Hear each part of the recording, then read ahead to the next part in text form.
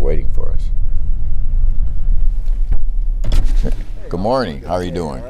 Reggie Jones-Sawyer. Walking into prisons has become a familiar experience for Assemblymember Reginald Jones-Sawyer. Just as I remembered it when I came here about 5 years ago. In office since 2012, he remains more committed than ever to disrupting the school-to-prison pipeline. You know, I have a lot of people that are really religious and they talk about, forgiveness. Right. But when it comes to people who get incarcerated, they're unforgiving. When I first got into the assembly, I had every private prison come into my office, and they told me by the time I left, because I was a 12-year member, they would need 10,000 more prison beds.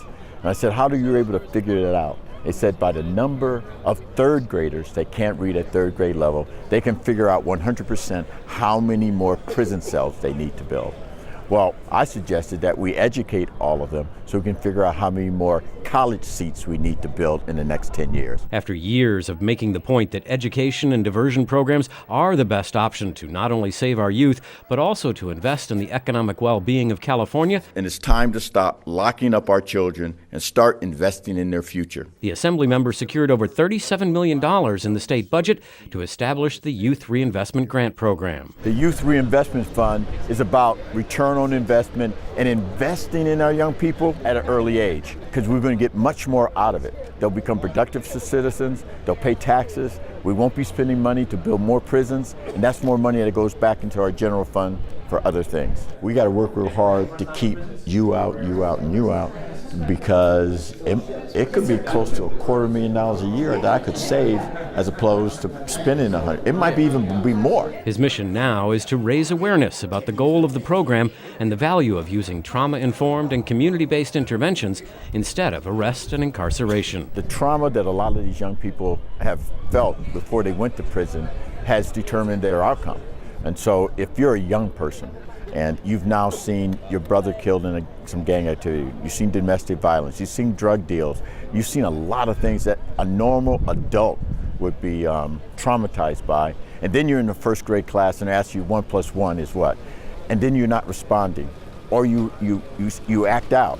You know what that's from? It's because you're still in shock, you're in trauma. We have this attitude that young people, when they make a mistake, they just need to pay for it, and that will be the deterrent. The real deterrent is diversion. The old way didn't work. It's become too costly. We were filling our prisons with people who probably shouldn't be there if they had the right early childhood intervention. The Youth Reinvestment Grant program focuses on improving the outcomes of vulnerable youth populations, people like Jesse Vasquez. So my name is Jesse Vasquez. I'm currently 35 years old. I was 17 years old when I attempted to murder a man in Santa Ana, California. I was sentenced to 32 years to life in prison, and I've been in prison 18 years now. Jesse's now the editor-in-chief of the San Quentin News, an award-winning newspaper at San Quentin Prison and one of only a handful of its kind around the country. Jesse was a regular child until his world crumbled down around him when he lost his father to cancer at age 14. His father had been a hard worker and the sole provider for his family. When he died, that responsibility fell on Jesse's young shoulders, and it was just too much to bear. I was under a lot of stress. I just had to do it because I figured, this is the only way we're going to survive. Jesse received no help and, regrettably, found solace among the wrong crowd. I dropped out of school when I was 14 years old. There was one counselor, and she used to have me, crushing cans after school. I was trying to earn my way on a trip to Washington, D.C., but I had to leave school because my father died, so I had to start working. So there was no support programs, for us as far as we were aware of. After I came to prison, or juvenile hall, I realized that there was alternatives there. There was a lot of community organizations, but we weren't aware of it in the neighborhood. It wasn't until he arrived at San Quentin, after transferring from another prison, that Jesse found the kind of support he needed and didn't know it. Guidance and mentorship through a program that helps them get an education and useful skills. His writings have even been published in the Washington Post. His sentence was commuted recently, making him eligible for earlier parole, which he received, meaning he will soon be set free. He is anxious to give back. So I want to go in there and help the inner city, right? Especially when it comes to the youth. I have an idea as far as, how to help them out, getting them involved. When I first came to prison, I realized that I lack discipline. I lack structure, structured thinking, structure in my life, right, and organization. And that help, which the Youth Reinvestment Grant program is seeking to further support, is what aided young Sam Lauderdale, a student at Sacramento State who became the first in his family to attend a 4-year school, something he would never have imagined when he got an offer from some peers to go rob a house when he was in middle school, an offer he declined. Soon, he was engaged with the program Improve Your Tomorrow. This program helped me a lot. Like, it helped me with self-esteem, it helped me with my academics, helped me become a better man, all that good stuff. And it did that through just persistence and the love and attention that they showed me on a daily basis. A lot of young men in the communities that I grew up in don't receive that type of attention. Sam also credits his mom, who raised him by herself. My mom, even though she worked a lot, she did a very good job of instilling morals and values into me that helped me determine in situations like the one where I was in middle school, where it could have been really bad for me. I determined for myself that, okay, maybe this is something I don't want to get into.